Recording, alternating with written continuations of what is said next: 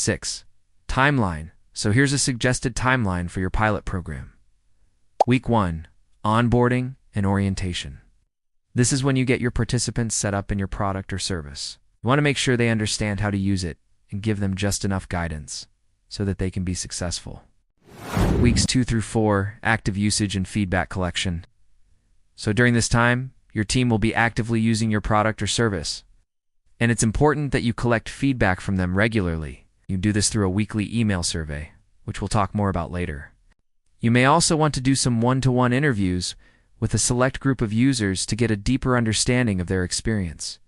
Additionally, consider putting an in-app feedback tool in your product or service that allows users to give feedback directly.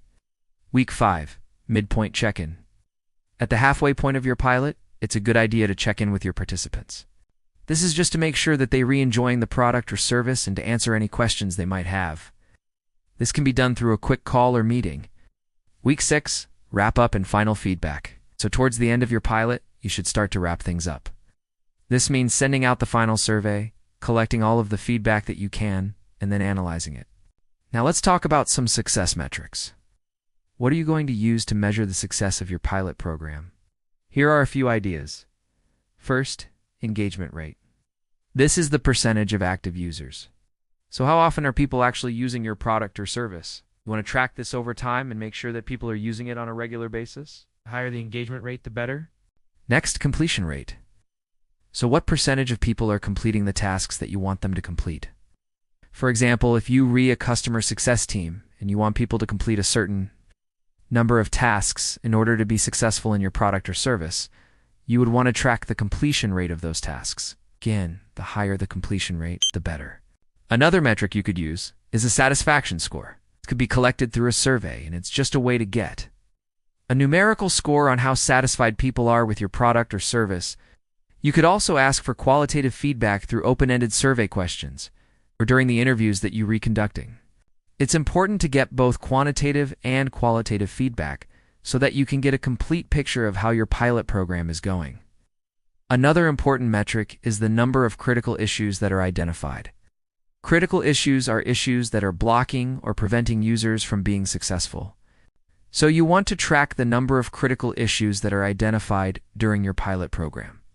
Ideally, you want this number to be low. Now let's talk about some ways that you can collect feedback. We already mentioned surveys and interviews, but there are other ways to do it as well. One way is to use an in-app feedback tool. There are a number of different tools that you can use, but they essentially allow users to give feedback directly in your product or service. This can be really helpful because it allows you to collect feedback without having to rely on users. So remember to fill out a survey or to make time for an interview. Now let's talk about what happens after your pilot.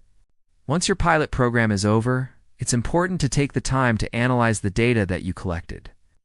This will help you determine whether or not your product or service is ready for a full launch. If you made any changes as a result of the feedback that you received, you'll want to test those changes to make sure that they've made a difference. If everything is going well, you can decide to go ahead with a full launch. However, if you've identified critical issues that need to be addressed, or if you haven't received enough positive feedback, you may decide to hold off on a full launch and to continue to work on your product or service. We hope that this overview of what to do during your pilot program was helpful. Remember, the goal of a pilot program is to test your product or service with a small group of users and to make any necessary improvements before launching to a larger audience. Good luck with your pilot program,